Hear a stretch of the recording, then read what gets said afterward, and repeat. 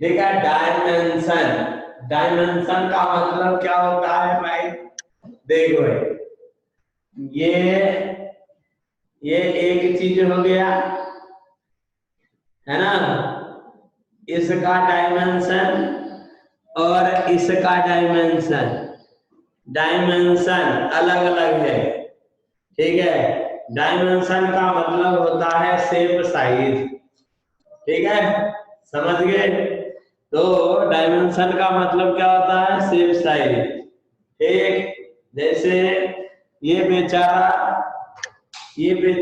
Pen है और ये मार्कर। ठीक है, ये क्या है? रॉयसर है। और ये क्या है? नंद सर। समझ में आया कि नहीं आया? है कि नहीं? ये मैथमेटिक्स वाले सर है, दुबले पतले, इनका डायमेंशन कम है। और ये रॉय सर है, डायमेंशन ज्यादा है ना? ठीक है। तो डायमेंशन, डायमेंशन का मतलब होता है शेप साइज। ठीक है, सिंपल वे में। लेकिन फिजिक्स में वो चीज मीनिंग वही है, देखना मजा आ जाएगा तुमको। फिजिक्स में क्या होता है डायमेंशन? तो ठंडा में अभी तुमने पढ़ा, अभी आपने पढ़ा कि फंडामेंटल फिजिकल क्वांटिटीज जो होते हैं उनके हेल्प से डेराइव्ड क्वांटिटी को रिप्रेजेंट करते हैं। क्या करते हैं? डेराइव्ड क्वांटिटी को रिप्रेजेंट करते हैं। ठीक है, किसको रिप्रेजेंट करते हैं? डेराइव्ड क्वांटिटी को रिप्रेजेंट करते हैं। ठीक है, तो देखो फंडामेंटल फिजिकल क्वांटिटी के बारे में आप लोगों ने पहले पढ़ लिया नहीं? देखो, तो डायमेंशन, अब इसका डेफिनेशन लिख दीजिए, थोड़ा अच्छा रहेगा। डेफिनेशन, the powers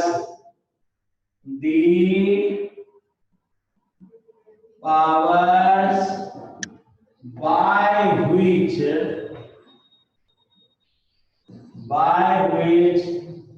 fundamental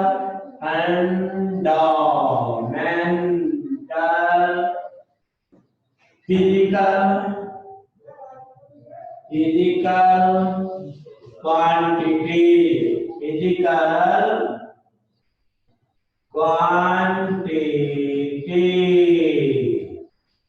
जैसे लेंथ, जैसे मास, जैसे टाइम, जैसे इलेक्ट्रिक करंट, जैसे टेम्परेचर, जैसे बोल कैंडेला, सीधे ही लिखेंगे। ठीक है, जैसे बोला, जैसे मोल, इसको ऐसे लिखेंगे क्वांटिटी ऑफ मैटर। ठीक है, फंडामेंटल फिजिकल क्वांटिटीज ये सब आर राइज्ड टू रिप्रेजेंट, ठीक है, are raised to represent any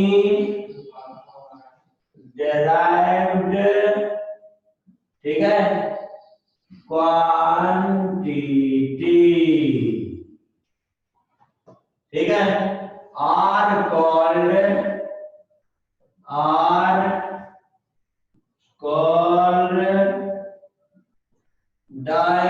dimension of, ठीक है, दैट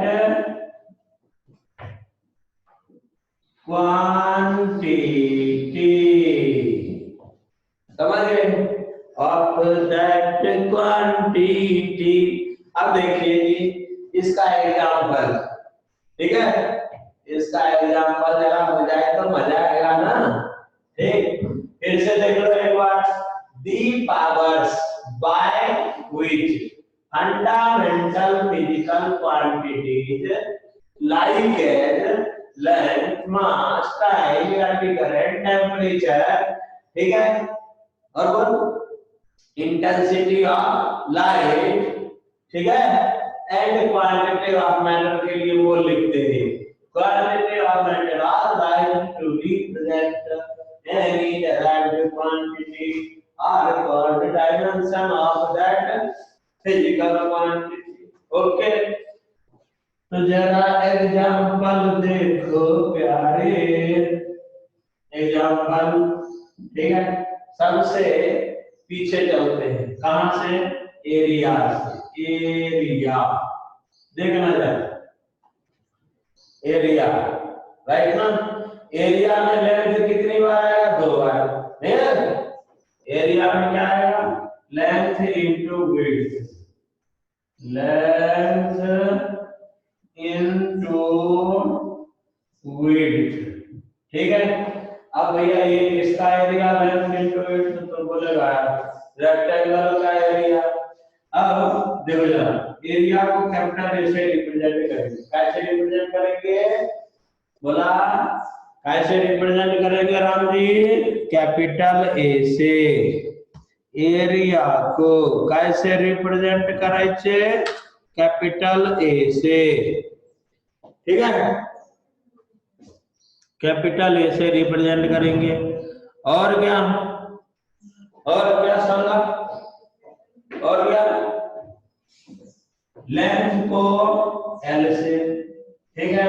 अब विड्थ को भी कैसे मेजर करेंगे, स्केल से मेजर करेंगे ना, तो जिसको स्केल से मेजर करेंगे सबके लिए एल, राइट, वो तो लेंथ ही हुआ ना बेसिकली, वो तो बेसिकली लेंथ ही डाला ना, ओके, तो लेंथ इंटू लेंथ, ठीक है। तो एरिया में लेंथ कितनी बार आया, 2 बार, तो इसको L2 लिख सकते हैं, क्या लिख सकते हैं, L2, right, L to the power, length to the power of 2। अब देखो यहाँ पे, अब यहाँ देखिए, आप बोलोगे ना इसकी एरिया रखो, ठीक है, जरा बिंदास मजे लो जरा, मान लो एक सर्कल है मेरे पास, ठीक है, ये क्या है, सर्कल, एक सर्कल का रेडियस r है, इसका एरिया कितना होता है, पाई r स्क्वायर, ठीक है, पाई r स्क्वायर। अब देख पाई का वैल्यू कितना होता है, 3.14, तो area A is equal to 3.14 into r square, ठीक है, r क्या हो गया, रेडियस, रेडियस को कैसे मेजर करेंगे, चलो कैसे मेजर करेंगे, स्केल से, नहीं तो इसमें लेंथ कितनी बार लें, 2 बार, नहीं है ना, ओके, तो इसका डायमेंशन, डायमेंशन क्या करना है, अब ये तो फिक्स्ड वैल्यू होता है ना, ये फिक्स वैल्यू, इसको मेजर करने की जरूरत पड़ेगी क्या, चलो मेजर करने की जरूरत पड़ेगी क्या, यदि मान लो किसी ने मोर मम्मी ने मस्त चपाती बनाई और पापा बोले चला रेडियस फाइंड आउट कर, क्या करेगा, पाई का वैल्यू फाइंड आउट करते फिरेगा क्या, नहीं ना, है ना, तो पाई का वैल्यू फाइंड आउट करने की जरूरत नहीं पड़ती है, ठीक है, क्या जरूरत पड़ेगी, केवल उसका रेडियस फाइंड आउट करने का, रेडियस किससे फाइंड आउट करेंगे, स्केल से, तो दैट विल बी लेंथ। इसका मतलब क्या हो गया कि यहाँ पर जो फिजिकल क्वांटिटी है, मतलब जो भी चीज है यहाँ पर, इसके लिए हम ये इसके डायमेंशन को रिप्रेजेंट नहीं करता है, ये तो फिक्स वैल्यू है ना, डायमेंशन को कौन रिप्रेजेंट करता है, ये, ठीक है, तो इसमें लेंथ कितनी बार आ गया, 2 बार, L2, राइट, ठीक है। अब देखना जरा नंबर 2, वॉल्यूम, वॉल्यूम, ठीक है, वॉल्यूम में लेंथ कितनी बार आएगा, वॉल्यूम में लेंथ कितनी बार आएगा, जैसे मान लीजिए ये क्या होता है, length into width into height, ठीक है, इनटू हाइट।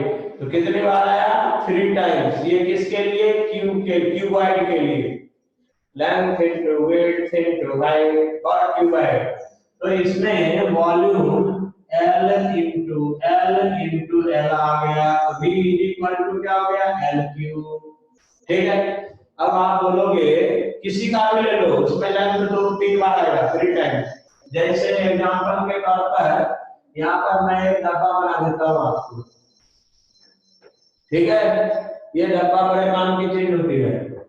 किसी सिलेंडर का, एक मान लो ये क्या है, एक सिलेंडर है, कौन, सिलेंडर, सिलेंडर का हाइट h है, हाइट h, ओके, और सिलेंडर से का रेडियस r है। तो इसका वॉल्यूम क्या हो गया, पाई r स्क्वायर इंटू h, ठीक है, पाई r स्क्वायर इंटू h, नहीं, ठीक है। तो देख पाई क्या हो गया, इसका कोई डायमेंशन नहीं, इसको जिसको मेजर करने की जरूरत नहीं, उसका डायमेंशन नहीं, ठीक है।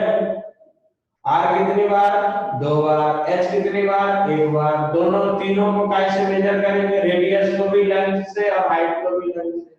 तो लेंथ कितनी बार आया, 3 बार। तो वॉल्यूम भी इज L क्यूब। तुम बोलोगे कि एक स्फीयर ले लो, ले ले स्फीयर, है ना, स्फीयर का रेडियस कितना मान लो r, इसका वॉल्यूम 4/3 पाई r क्यूब, ठीक है। तो रेडियस कितनी बार आया, रेडियस कितनी बार आया, 3 टाइम्स। लेंथ कितनी बार आया, 3 टाइम्स, है ना, ठीक है। तो L क्या है, लेंथ क्या है, fundamental physical quantity, okay. Volume क्या हो गया, डेराइव्ड क्वांटिटी, समझिए। तो वॉल्यूम को रिप्रेजेंट करने के लिए लेंथ के टर्म्स में वॉल्यूम को रिप्रेजेंट करने के लिए हम ऐसे लिखते हैं, ठीक है, समझ गए। और आगे बढ़ो जरा, मस्त बढ़ने चलो, रुकने का नहीं, बढ़ने का नाम जिंदगी है कि नहीं। जो रुक गया वो, जो अटक गया वो लटक गया, नहीं है, अरे कुछ तो बोलो यार। तो देखिए नंबर 3 वॉल्यूम, वॉल्यूम के बाद आते हैं हम लोग वेलोसिटी पे, चलेगा ना, velocity, velocity is equal to क्या होता है, displacement upon time taken, displacement upon time taken, ठीक है, डिस्प्लेसमेंट अपॉन टाइम टेकन, ठीक। तो volume velocity v is equal to displacement को किससे मेजर करेंगे, लेंथ से, तो l, टाइम को किससे मेजर करेंगे, t से, ठीक है, नहीं। तो velocity v is equal to, इसके ऊपर चला गया lt-1, ठीक है। मतलब वेलोसिटी का जो डायमेंशन है वो कौन रिप्रेजेंट करता है, फंडामेंटल फिजिकल क्वांटिटी, लेंथ और टाइम, लेंथ और टाइम। और थोड़ा और आगे बढ़, 4 नंबर लीनियर मोमेंटम,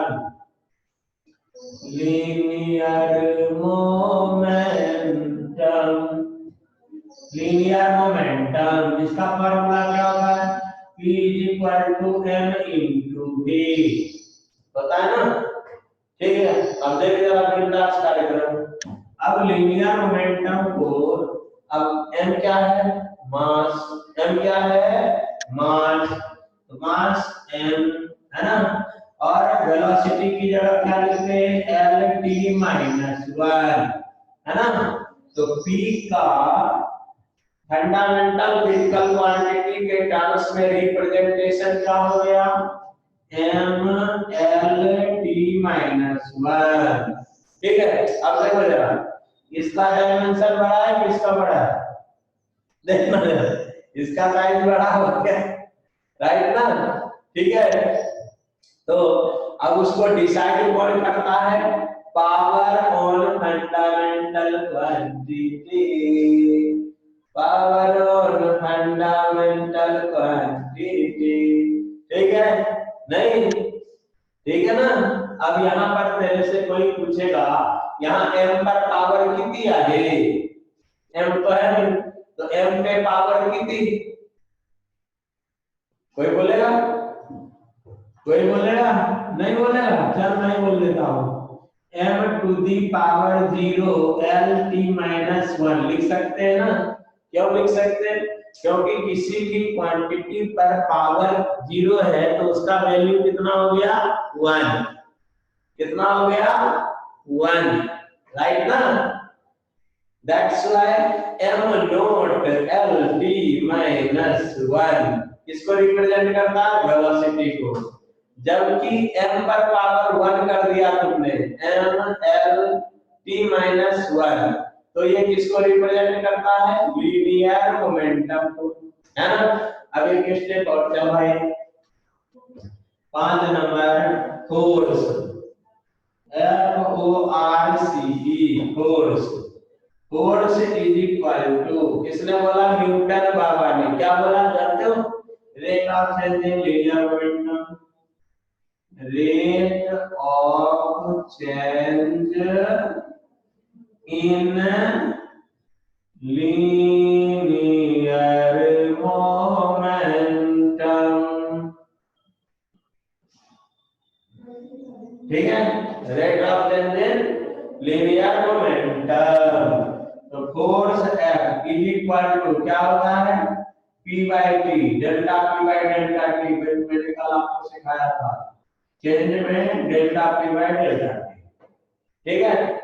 ओके देखो, अब इसका डायमेंशनल फॉर्मूला क्या लिखेंगे, ये शैडो जो आ रहा होगा अभी वो कल से नहीं आएगा, आज लेकिन आएगा, और कल मनाएंगे संडे, ठीक है, क्योंकि ये ऑनलाइन जब पढ़ाते हैं ना तो आप लोग हो तो नहीं आएंगे, लेकिन मैं इस ऐसी कल्पना करता हूँ कि आप लोग मेरे सामने हो, ठीक है, समझ गए, राइट ना, तो टेंशन होती है, राइट, तो इसीलिए संडे नहीं, संडे एंजॉय करा, वो बुकलेट बुकलेट पढ़ने का।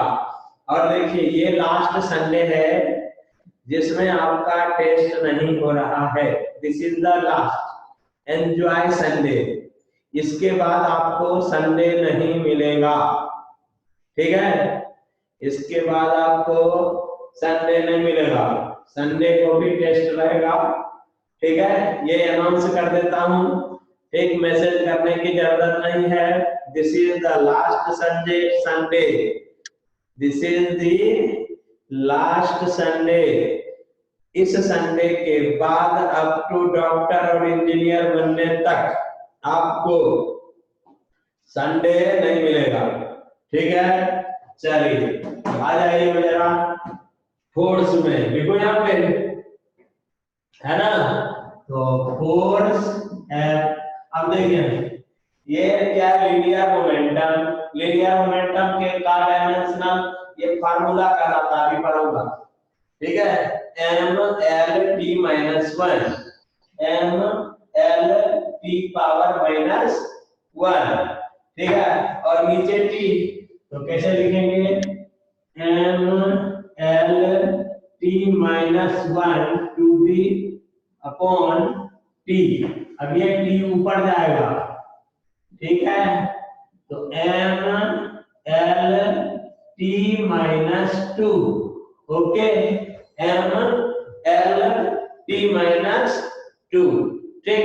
अब यहाँ एक्सप्लेनेशन एक स्टेप बढ़ा देता हूँ, देखिए इसका मतलब क्या है, m पर पावर 1, l पर power 1, t to the power minus 2, ठीक है, तो यहाँ पर इसको ऐसा लिखने की जरूरत नहीं है, F टू ये क्या हो गया force, m to the power 1, l to the power 1, t to the power -2, ये ना लिखने की जरूरत है, ऐसा लिखने की जरूरत नहीं, इसका मीनिंग ही वो हो गया ये। ठीक है, यहाँ पर जानते हो ये वन क्या कहलाएगा, वन क्या कहलाएगा, dimension of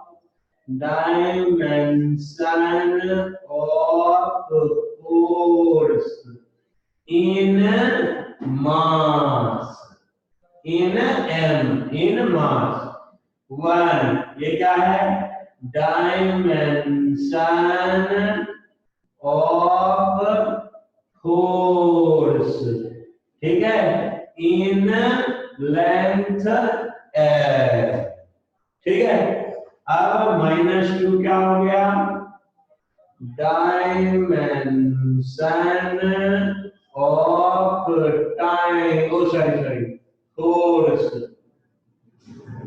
in time t, ठीक है, इन टाइम सगा t, right.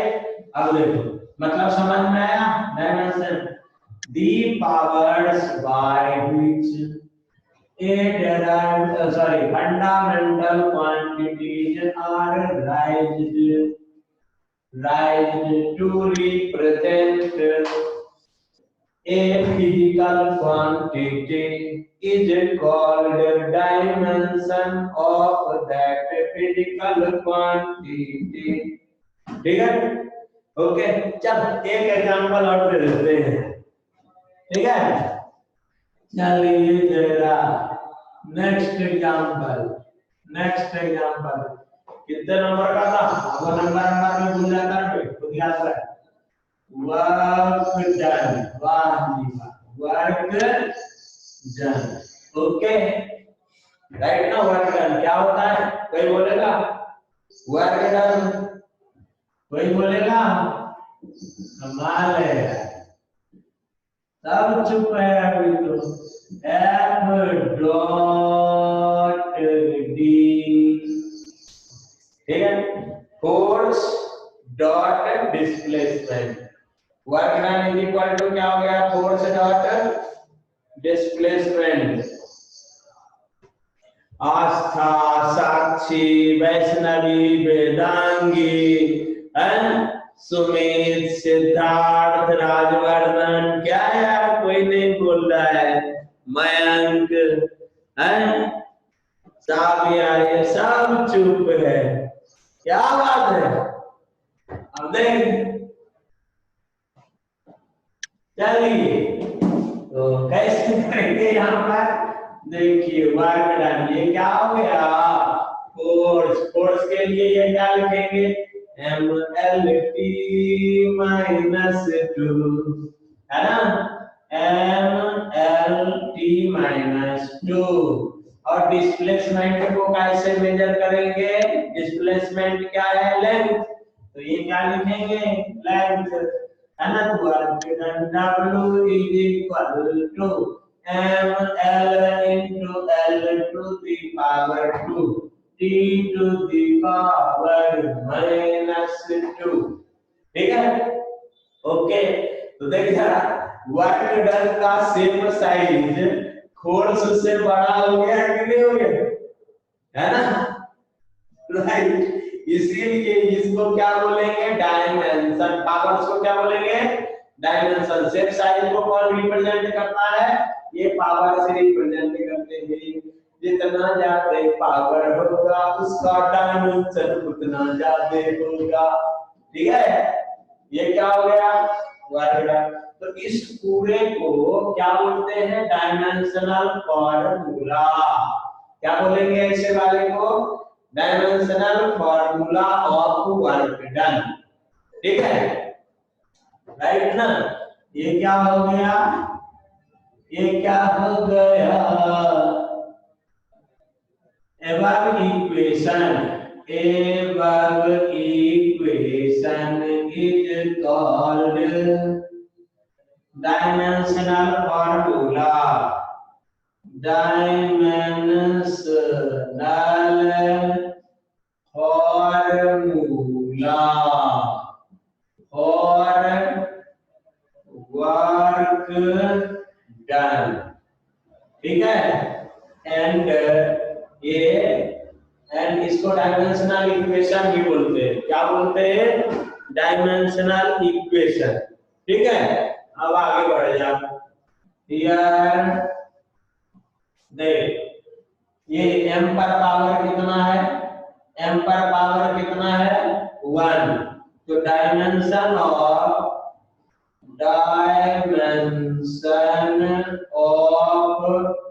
Work done, W short में लिख रहा हूं, W इन मास माने m इज इक्वल टू, संगा तुम्हें क्या लिखने का? क्या लिखने का राजवर्धन? 1 है ना।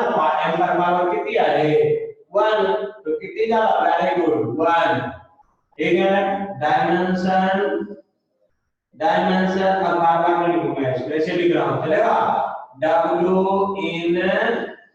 इन L संगा कितनी है? 2, वेरी गुड, शाबाश, 2, गुड गुड गुड। और ये क्या हो गया? Dimension of work in time t कितनी है? -2, ठीक है, राइट। Done done done. अब देखो क्या है, अब देखिए क्या होता है, हटाना इसको। आगे वाला फंडामेंटल फिजिकल क्वांटिटी पढ़ेंगे, जनरल फार्मूला पढ़ेंगे, ओके। तो राम जी के नाम पर देखो जरा, ठीक है। नेक्स्ट लिखते हैं पावर, POWER, ठीक है। पावर, पावर क्या होता है? Work done upon time taken, work done नहीं होता? और राम जी अपॉन टाइम टेकन, ठीक है। तो power P is equal to, work done के लिए तुला पता है M L2T-2 बाय T, ठीक है। अब इस T को ऊपर ले जाओगे तो क्या हो जाएगा? ML2T-3, yes, ML2T-3। ये कौन आया? ये आर्या आली राम राम, इतनी देर इतना सोती है रे, बाप रे, हाय राम जी। ऐसे में तो कोरोना भी शर्मा जाए, नहीं शर्मा जाए? इतना देर तक सोएंगे? राम राम राम। चलिए ठीक है। अब जरा देखो क्या हो गया, किसी ने मैसेज मारी यार, नहीं देखा मैंने मैसेज। देखो power P equal to M L2T-3, ठीक है। तो ये क्या हो गया? Dimensional formula for power. अब उतना लिखने का नहीं, टेंशन घ्यायचे नहीं, डायमेंशनल फॉर्मूला ऑफ पावर, ठीक है, ओके। अब देखो, अब देख क्या होता है, एनर्जी की बात करते हैं, ठीक। ऑल टाइप ऑफ एनर्जी, यहां लिख देता हूं, ऑल टाइप ऑफ एनर्जी, ठीक है, समझ गए? मतलब कोई भी एनर्जी हो, कोई भी एनर्जी हो, heat energy, kinetic energy, potential energy, magnetic potential energy, electrostatic potential energy, spring potential energy, gravitational potential energy, ठीक है, chemical energy, electrical energy, nuclear energy, ठीक है, कोई भी एनर्जी हो, समझ गए? कल हमने क्या सीखा था? क्या सीखा था? Work done is ability to do work, is energy, ability to do work, energy. ठीक है, नहीं होता, ability to do work, energy. कोई मैसेज भेज रहा है यार, ability to do work, energy. ठीक है, तो all type of energy must be dimensionally सांगा सेम। ठीक है, तो all types of energy must be same, इसीलिए energy is similar to work done, है ना, वर्क डन। अब देखो, energy is similar to work done. ठीक, यहाँ सिमिलर वर्ड क्यों लिखा जानते हो?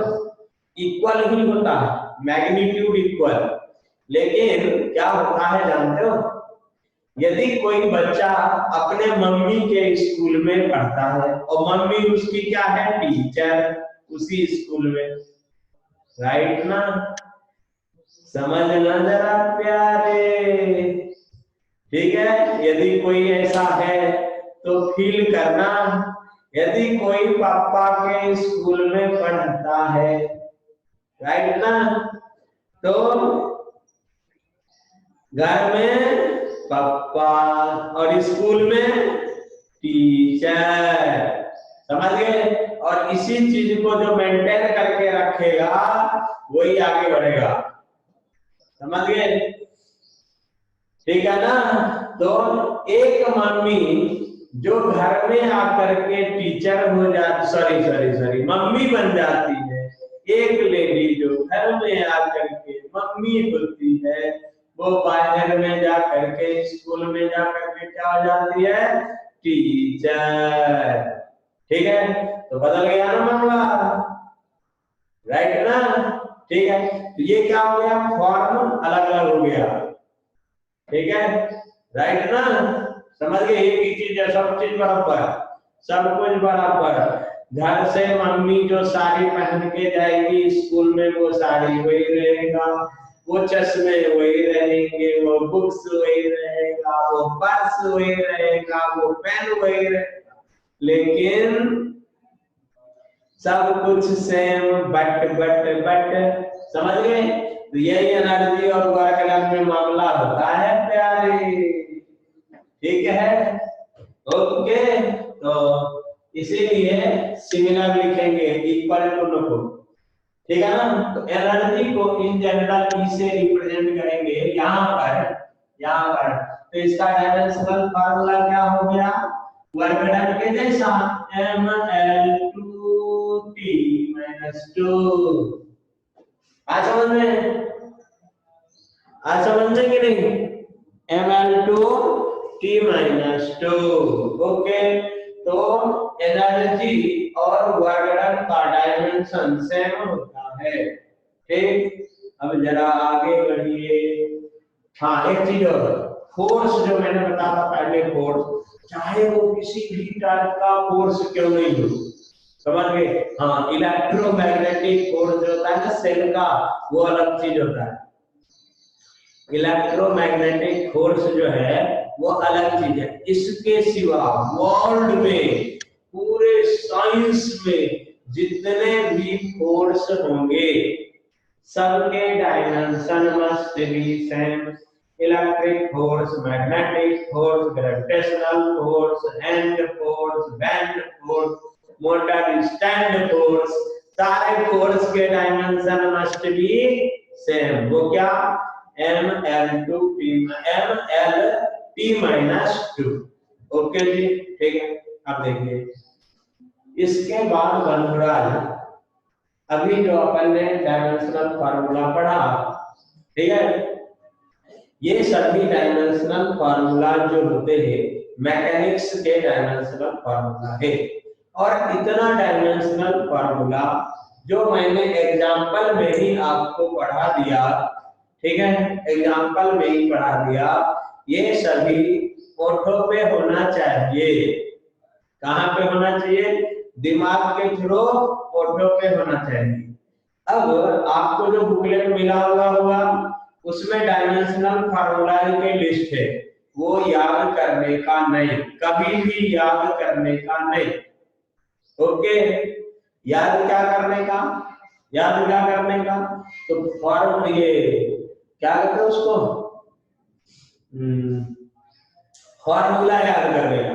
जैसे प्रेशर, प्रेशर को क्या कहते हैं, फोर्स अपॉन एरिया, ये चीज होना चाहिए, ठीक है। प्रेशर का डायमेंशनल फार्मूला याद नहीं करने का। ओके, अब चलिए जरा 2 मिनट रुकता हूं आपको। अब इसको थोड़ा सा पलटा करके आप देखोगे तो आप पाओगे कि ये जो डायमेंशनल फार्मूला है ये क्या बताते हैं अपन को, क्या क्या इंफॉर्मेशन देते हैं, ठीक है। ये इस चीज का इंफॉर्मेशन देता है, देखना जरा, ये प्रेशर है ना, ये प्रेशर है और ये वर्क डन एनर्जी है, ठीक है, राइट। अब इस दोनों का डायमेंशनल फार्मूला देखो डिफरेंट है, डायमेंशन डिफरेंट है। इसमें एम एक बार आया, इसमें मास एक बार आया, इसमें लेंथ 2 बार आया, इसमें भी लेंथ 2 बार आया, इसमें बगा जरा time t to the power of -3 है, t to the power of -3, ठीक है। और ये पर ये क्या है, t to the power of -2 है। ओके, अभी आप लोगों ने 10th क्लास में बहुत सारी चीजें पढ़ी होगी, है ना, ठीक है। तो कोई भी जो फार्मूला होता है, मैंने आपको बोला कि जो डिपेंडेंट फिजिकल क्वांटिटी होते हैं वो डेराइव्ड क्वांटिटी होते हैं, dependent physical quantity derived physical नहीं, और जो इंडिपेंडेंट फिजिकल क्वांटिटी वो फंडामेंटल। जैसे लेंथ किसी और चीज पर डिपेंड नहीं करता, मास किसी और चीज पर डिपेंड नहीं करता, टाइम किसी और चीज पर डिपेंड नहीं करता, टेम्परेचर किसी और चीज पर डिपेंड नहीं करता, है ना, क्वांटिटी ऑफ मैटर किसी और चीज पर डिपेंड नहीं करता, ठीक है जी। तो ये सब क्या है, जो दूसरों पर डिपेंड नहीं करता है वो फंडामेंटल, वो फंडामेंटल। जैसे आपको बोलेगा कि electron, proton, neutron, atom, molecule, ठीक है, इसमें फंडामेंटल कौन, फंडामेंटल कौन, बोलिए शांतनु, फंडामेंटल कौन, तो इलेक्ट्रॉन, प्रोटॉन और न्यूट्रॉन फंडामेंटल है। क्यों, क्योंकि ये दूसरों से नहीं बनता है, दूसरा कोई नहीं बनाता इसको, समझ गए, राइट ना। ये सब मिल करके एटम बनाता, जैसे प्रोटॉन और न्यूट्रॉन मिल करके न्यूक्लियस बनाता है ना, न्यूक्लियस बनाता, न्यूक्लियस और इलेक्ट्रॉन मिल करके एटम बनाता है, एटम एटम मिल करके मॉलिक्यूल बनाता है कि नहीं है। ओके, तो मॉलिक्यूल क्या हो गया, डिपेंडेंट क्वांटिटी या डिपेंडेंट पार्टिकल, एटम क्या हो गया, डिपेंडेंट पार्टिकल, ठीक। इलेक्ट्रॉन क्या हो गया, फंडामेंटल पार्टिकल, प्रोटॉन क्या हो गया, फंडामेंटल पार्टिकल, न्यूट्रॉन क्या हो गया, फंडामेंटल पार्टिकल। इसी तरह से फोटोन क्या हो गया, फंडामेंटल पार्टिकल। क्यों, क्योंकि फोटोन दूसरे से नहीं बनता, वो एनर्जी का बंडल है, ठीक है, this is the bundle of energy, ठीक है। एनर्जी के बंडल को क्या बोलते हैं, photon, bundle of energy, right जी, आगे बढ़े। ओके, तो ये सब फंडामेंटल क्वांटिटी मिल करके ये डेराइव्ड क्वांटिटी बनाया, ये एनर्जी नाम का डेराइव्ड क्वांटिटी बनाया, वर्क नाम का डेराइव्ड क्वांटिटी बनाया, है ना, ठीक है। ओके, और देखिए और क्या होता, मतलब कोई फिजिकल क्वांटिटी, अब देखो जनरल डायमेंशनल फार्मूला क्या है, जनरल डायमेंशनल इक्वेशन या फार्मूला, ठीक है। अब देखिए, लेट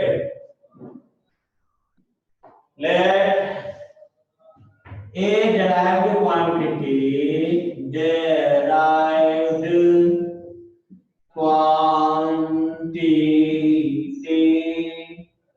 x depends on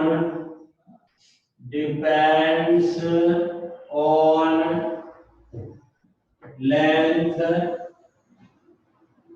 ठीक है, depends on mass, length and time, mass, length and time, and ठीक है, x is equal to m to the power a, l to the power b and t to the power c, ठीक है, m to the power a, l to the power b, t to the power c, ठीक, okay जी। तो इसको क्या कहेंगे, dimensional formula for x, क्या बोलेंगे, dimensional formula for x, नहीं, ओके। और a को क्या कहेंगे, a को क्या कहेंगे, dimension of x in m, ये क्या हो गया, dimension of x in m, नहीं, b क्या हो गया, dimension of x in l, c क्या हो गया, dimension of x in t, है कि नहीं, dimension of x in t, और इसी को क्या कहेंगे, general formula for dimension, okay, ठीक है जी, राइट ना, general formula for dimensional equation. अब देखिए, ये हटाता हूं जरा यहां पर, ठीक है, और इसका कंक्लूजन समझते हैं हम लोग, कंक्लूजन जरा हटाते हैं इसको, ठीक है, हटाया आपने, देखिए कंक्लूजन देखिए जरा, इंपॉर्टेंट पॉइंट्स आई पी, ठीक है, I for important, P for points, important point, है ना। तो इससे हमने ये डायमेंशनल फॉर्मूला अपन को क्या इंफॉर्मेशन देता है, तो देखिए जरा, नंबर 1, डायमेंशनल फॉर्मूला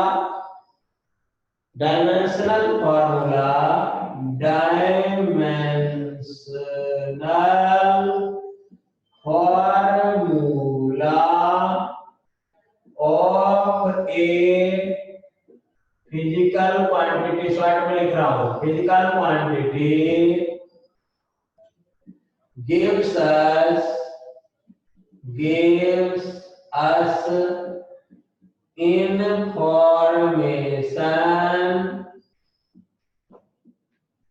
ठीक है, about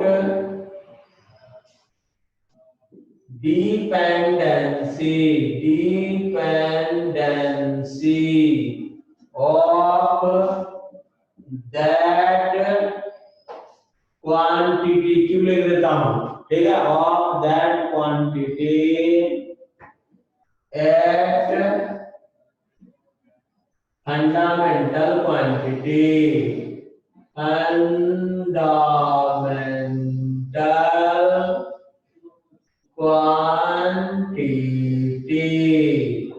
है ना, फंडामेंटल क्वांटिटी, समझ गए।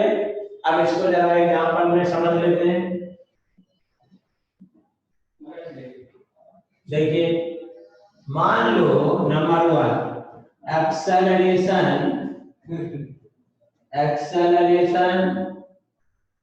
a is equal to lt minus 1, sorry L T minus 2। Acceleration is equal to क्या है, एल टी माइनस 2। ओके ठीक है, तो दिस एक्सेलरेशन, इसको अपन क्या लिख सकते हैं, अपन क्या लिख सकते हैं, a is equal to m not l to the power 1 t minus 2। ये 1 लिखा आपको समझाने के लिए, नहीं लिखेंगे तो भी बल्ले बल्ले, ठीक है, समझ गए। अब देखो इसका मीनिंग क्या हो गया, इट मीन्स, इसका मीनिंग क्या हो गया, ये देख करके ही आप कह सकते हो कि acceleration A does not depends on मास, है ना, डज नॉट डिपेंड्स ऑन मास, ठीक है, acceleration does not depends on mass, acceleration mass पर डिपेंड नहीं करता है, राइट ना, अपन जानते ही है ना। अब देखिए दूसरा, ये एक नंबर हो गया, दूसरा क्या है, acceleration A is directly proportional to L, acceleration A is directly proportional to L, मतलब क्या हो गया, आप लोग जानते हो कि किसी पार्टिकल, कोई पार्टिकल मूव कर रहा है, वो यदि एक फिक्स्ड टाइम इंटरवल में ज्यादा डिस्प्लेसमेंट कवर कर रहा है और ज्यादा डिस्प्लेसमेंट कवर कर रहा है और ज्यादा डिस्प्लेसमेंट कवर कर रहा है, मतलब एक्सेलरेशन क्या होता है, बढ़ रहा है ना, डायरेक्टली प्रोपोर्शनल टू एल। तो एल किसके लिए है, यहाँ डिस्प्लेसमेंट के लिए, तो displacement is increased, acceleration is increased, displacement is decreased, acceleration is decreased, directly proportional to L, right ना। और देखो भाई 3 number, acceleration A is inversely proportional to square of time interval, है ना। A is, आप देखो t to the power of -2 है, t to the power -2, उसको नीचे लाएंगे क्या हो जाएगा, 1 by t square। ओके, अब सोचो जरा सा, तेरे को घर से स्कूल जाना है, तो डिस्प्लेसमेंट फिक्स हो गया, राइट ना। अब जो ज्यादा टाइम लगाएगा उसका एक्सेलरेशन उतना ही कम होगा, नहीं, तो टाइम ज्यादा है तो एक्सेलरेशन कम, तो ये क्या हो गया, इनवर्सली प्रोपोर्शनल, और 2v², ठीक है, मतलब एक्सेलरेशन मास पर डिपेंड नहीं करता, लेंथ के डायरेक्टली प्रोपोर्शनल होता है, टाइम के स्क्वायर के इनवर्सली प्रोपोर्शनल होता है। ये किसने इंफॉर्मेशन दे दिया आपको, इसके डायमेंशनल फार्मूले, नहीं, ठीक है, ओके जी, आगे बढ़िए, आगे बढ़िए, राम जी के नाम पर। अब देखो कोई इंटीजर वैल्यू है, नंबर 2, देखिए, और देखो जरा, और लिखते जरा, 2 number, with the help of Ramji, with the help of dimensional formula, dear dimensional formula of a quantity we can write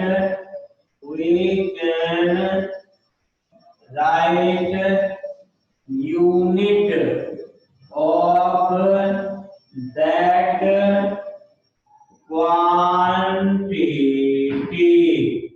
ठीक है, unit of that quantity, Prachi को क्या हुआ, ठीक है, दैट क्वांटिटी, ओके जी, ये आ जाइए, that quantity with the help of dimensional formula a quantity of a quantity we can write unit of that quantity। अभी एग्जांपल मार रहा है इसका, देखो जरा, नंबर 1 आपको यदि लीनियर मोमेंटम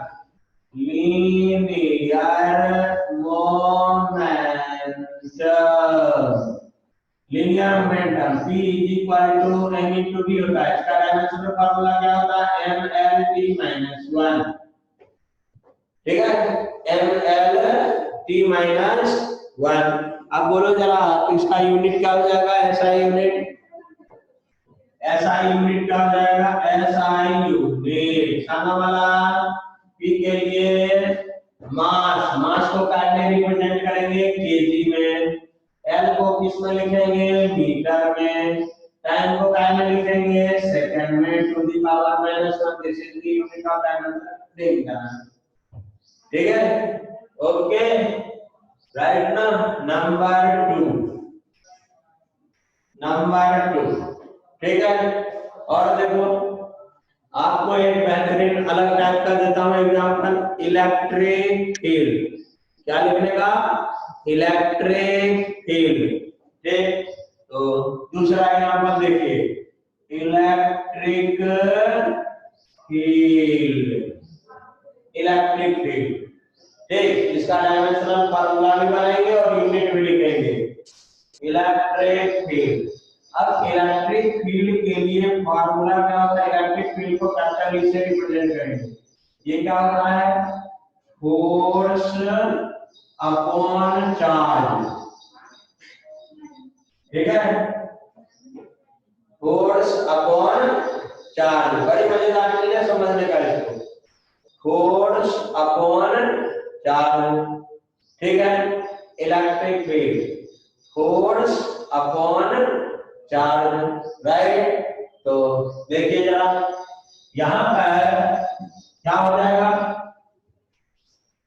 फोर्स के लिए डायमेंशनल फार्मूला आप जानते हो। ठीक है, फोर्स के लिए डायमेंशनल फार्मूला जानते हो। क्या होता है? देखो यहां पर एक यूनिट क्या होगा? ये इलेक्ट्रिक फील्ड है ना, तो फोर्स के लिए न्यूटन, चार्ज के लिए क्या लिखते हैं? कूलम। चार्ज के लिए क्या लिखते हैं? कूलम। ठीक है, तो ये क्या होता है? न्यूटन पर कूलम हो जाएगा।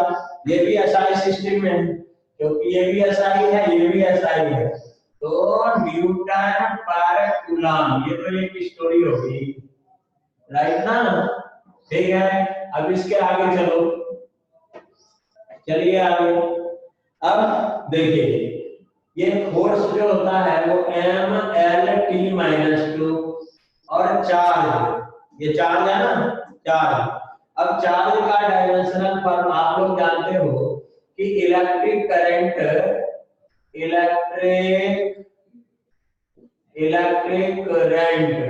ना, electric current is equal to क्या होता है? Charge upon time interval.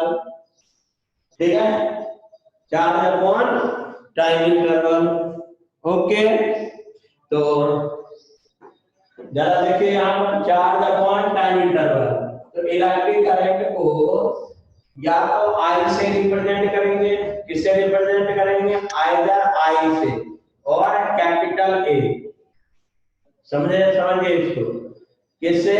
Capital A, ampere में होता उसका, तो ए से रिप्रेजेंट करेंगे। किससे? कैपिटल ए से। तो यहाँ पर हम लोग क्या लिखते हैं? कैपिटल ए लिख देता हूं। ठीक है, चार्ज के लिए क्यू, चार्ज के लिए क्यू लिख देता हूं यहाँ पर, और टाइम टी, तो क्यू इज इक्वल टू क्या हो जाएगा? A into T. ठीक है, Q is equal to A into T. अब यहाँ पर इलेक्ट्रिक फील्ड में लिख दीजिए चार्ज की जगह ए इंटू टी। तो electric field E is equal to क्या हो जाएगा? M L T minus 3 a minus 1। Okay, M L T minus 3 a minus 1। ठीक है, ओके। अब मान लो आपको मास, लेंथ, टाइम और इसमें आपको क्या यूनिट लिखना है? क्या लिख देंगे? यूनिट। इसका यूनिट क्या हो जाएगा? शॉर्ट में यूनिट क्या हो गया, न्यूटन पर कूलम, ठीक है, न्यूटन पर कूलम, समझिएगा इसको, ठीक है। और एक्सटेंडेड फॉर्म में क्या हो गया, मास के लिए केजी, एल के लिए मीटर, ई के लिए सेकंड टू दी पावर -3, है ना। ये क्या है, एम्पियर, तो AMP to the power -1, this is the unit. Okay, आया समझ में। तो डायमेंशनल फॉर्मूला के हेल्प से हम लोग किसी भी फिजिकल क्वांटिटी का यूनिट लिख सकते हैं, राइट। ओके, अब आगे बढ़िए, अब आगे बढ़िए जरा।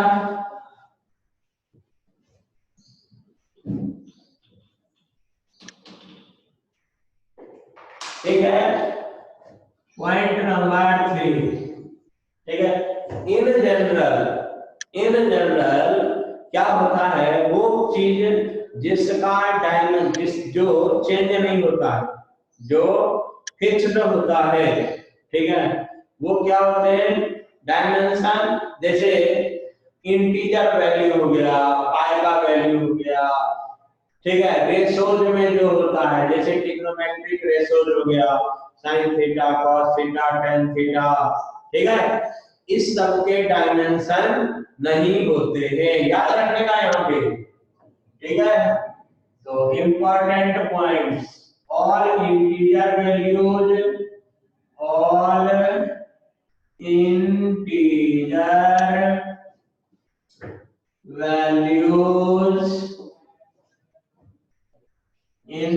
वैल्यूज, लॉग फंक्शंस, लॉगरिथम के रूप में जो उसका log functions,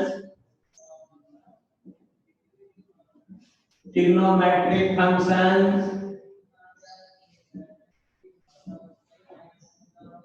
trigonometric functions, exponential functions, exponential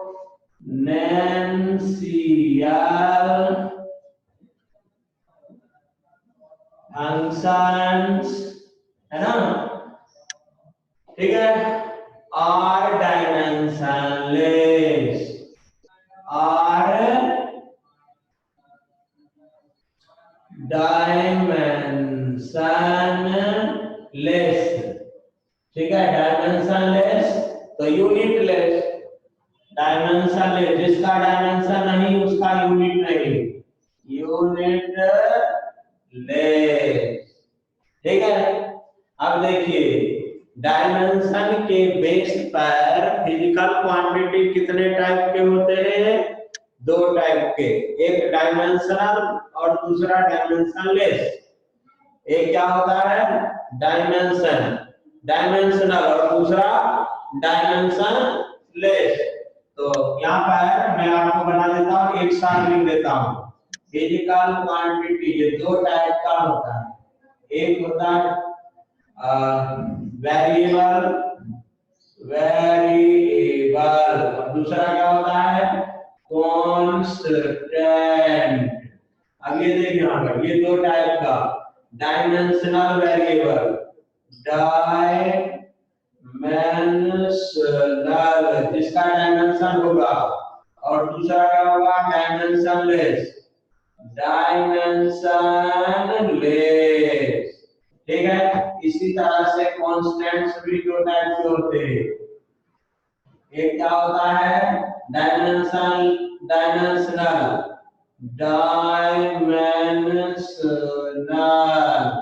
और दूसरा होता है डायमेंशनलेस,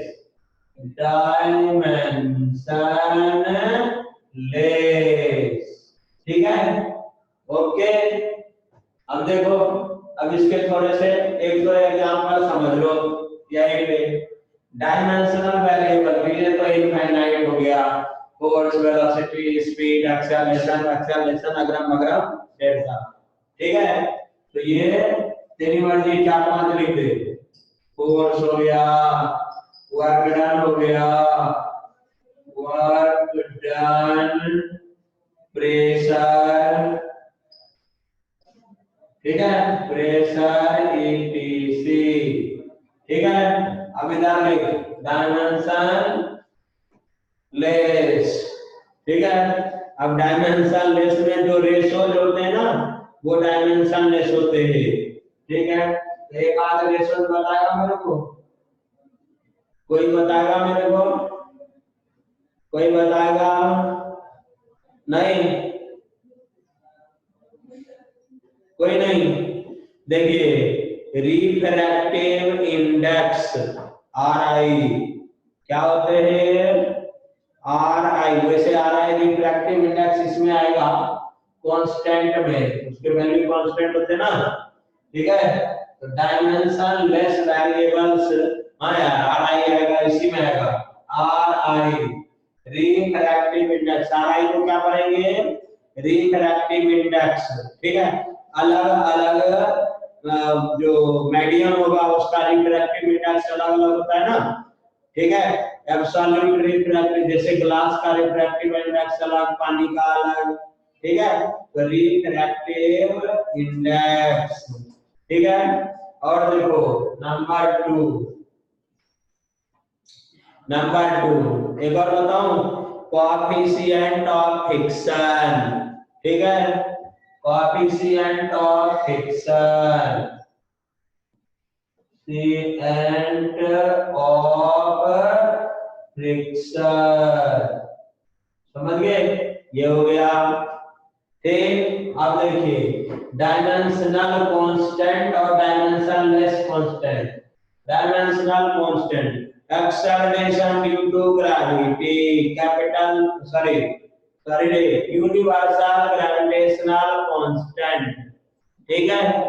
यूनिवर्सल, हाँ हाँ वेरी गुड शाबाश, अरे बिल्कुल सही बोला, एंगल, वेरी गुड, ठीक है। तो ये क्या हो गया? डायमेंशनल कांस्टेंट में आ जाओ जरा। डायमेंशनल कांस्टेंट में क्या लिखेगा? Capital G universal gravitational constant. Number 2 Planck's constant, ठीक है। प्लैंक्स कांस्टेंट, बोल्ट्जमान कांस्टेंट, सीखेंगे ये सब, टेंशन नहीं लेने का। Number 3 Boltzmann constant, Boltzmann B से होता है, बोल्ट्जमान्स, ठीक है, constant, right. Universal gas constant, ये सब क्या होते हैं? डायमेंशन होते हैं इसके, सबके यूनिट होते हैं। अब आ जाता है नॉमिनल के डायमेंशनलेस कांस्टेंट, ठीक है। डायमेंशनलेस कांस्टेंट, कोई एग्जांपल देगा मेरे को? डायमेंशनलेस कांस्टेंट, ठीक है, ऐसे कांस्टेंट जिसका डायमेंशन नहीं होता है। डायमेंशनलेस कांस्टेंट देखो, जैसे यहाँ पर अपन ने किसी पर्टिकुलर का लिया ना, तो एक पर्टिकुलर यदि आ गया अपन को, ठीक है। जैसे एग्जांपल के तौर पर क्या बोला जाए, किसी मीडियम का, गिवन मीडियम का रिफ्रैक्टिव इंडेक्स, ठीक है, रिफ्रैक्टिव इंडेक्स ऑफ एनवायरनमेंट, तो क्या हो जाएगा? राइट ना, उसका डायमेंशन नहीं होगा, ठीक है। तो वहां पर भी क्या लिख सकते हो? Are I absolute refractive index, ठीक है। यहाँ पर क्या लिखेंगे? Absolute are I refractive index, absolute refractive index का वैल्यू फिक्स्ड होगा और डायमेंशन नहीं होगा, यूनिट नहीं होगा, ठीक है, एटसेट्रा, ओके, राइट ना। तो इस तरह से हम लोगों ने आज इसको पढ़ा है, ओके। तो हम लोग कल इसका एप्लीकेशंस पढ़ेंगे, एप्लीकेशंस ऑफ डायमेंशनल एनालिसिस, ठीक है। 1 नंबर का जो बुकलेट है वो आप लोग देखोगे, ठीक है, घड़ी सॉल्व कराए थे। 2 नंबर का बुकलेट इसको भी अब धीरे धीरे पढ़ना स्टार्ट कर दीजिए। ओके जी, ठीक है। तो आज की मुलाकात बस इतनी। जय हिंद। हाँ बिल्कुल, ओके कर देंगे, आज से हो जाए।